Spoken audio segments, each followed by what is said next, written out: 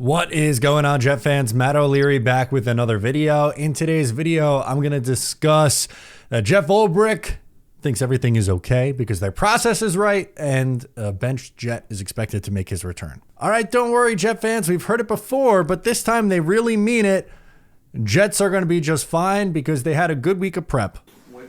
What sense have you gotten from the team this week from practice meetings that they're still motivated, invested in this, even though the way the season's gone? Yeah, I felt zero, any human being, not a single individual on this team deviating from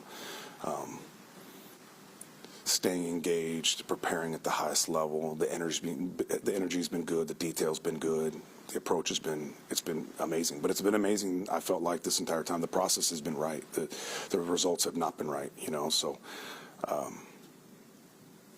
this is the week. Look, I get it. Jeff Ulbrich's in a tough spot at 3-8 with the season going off the rails to get up there and answer questions every day. I totally understand it. But to hear that the prep is good, that they're doing everything right, and that the results just aren't what they want, rings a little hollow, wouldn't you say? I mean, since Jeff Ulbrich has got here as a coach on the defensive side of the ball, even as a DC, and I get it, like the defensive unit has been mostly good through his tenure. Actually split, I guess, 2 years good, 2 years not so good.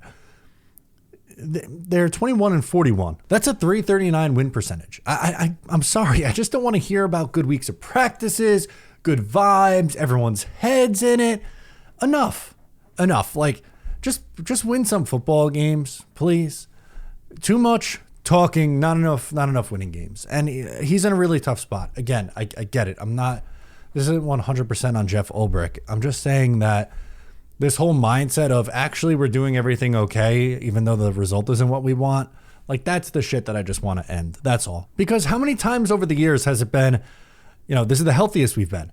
Great week of practice. And then blown out on Sunday against Arizona. That was the best Rodgers has felt in weeks. 31-6. Extended rest. The Denver debacle. Coming out of the bye, getting shellacked. How many years? How many times have they done this? It's just, I don't want to hear it anymore. I'm sorry. Tony Adams, who was benched last week, allegedly by Woody Johnson, maybe, is expected to return. He played 0 snaps against Indianapolis. He should mix it in a little bit with Chuck Clark and Jalen Mills. Now, the last time we saw Tony Adams, he had a really rough game against Arizona. Wasn't great in coverage, although over the course of the year, he's been pretty good in coverage. Missed tackles have been a problem for his entire career. He's at like 15% missed tackles on the season, and again, didn't particularly have a good day in the tackling department against Arizona. The defense played poor against Indy. They're going to mix him back in with Chuck Clark and Jalen Mills. This whole team doesn't tackle. I don't think that changes against Seattle, which likely leads to a disaster, unfortunately. Look, I just think Seattle's going to be able to take advantage of this Jets defense. They don't run the ball a lot, but I don't see anyone really putting much of an effort into tackling Kenneth Walker, so I think he should have a good day. I think Jackson Smith and Jigba has a really big day. Gino's just going to hit him over the middle of the field. He'll get lost in zone. Everyone will be, finger pointing on the defense. We've seen this game before. I think we know how it's going to play out here on Sunday. We also got some news on the injury front. Some good news with Breece Hall. Tyron Smith, he'll be out this game. CJ was limited today. I'm hopeful he'll play, but that is not a guarantee at this point. And Breece Hall is trending in the right direction, so we're hopeful he'll play as well. So Breece is expected to play. At least that seems like that's the expectation. He's trending in the right direction. I'm not into running out like a 75% Breece Hall in a lost season. Like, I just think that can only make things worse. So while part of me is happy to see Breece because he's a really damn good football player and I like watching Breece Hall and Garrett Wilson on offense, I don't know if it's the best decision to make. As for Mosley, seems like that's trending towards a game time decision. He's had a really rough go of it with the injuries. Honestly, pretty much his entire season has been derailed by injuries, so that's not ideal. But no Tyron Smith means another Olu Fashanu day, which I'm okay with. I'm completely okay with getting a longer look at Olu.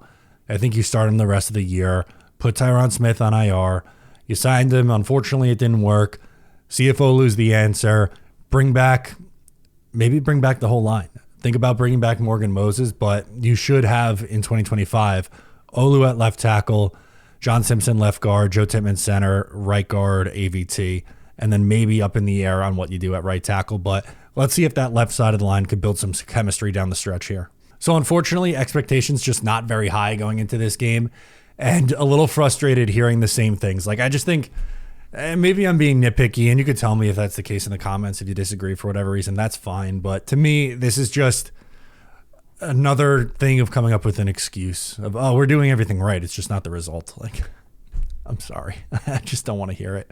Guys, let me know your thoughts in the comments. I'm Matt O'Leary. I'll catch you next time.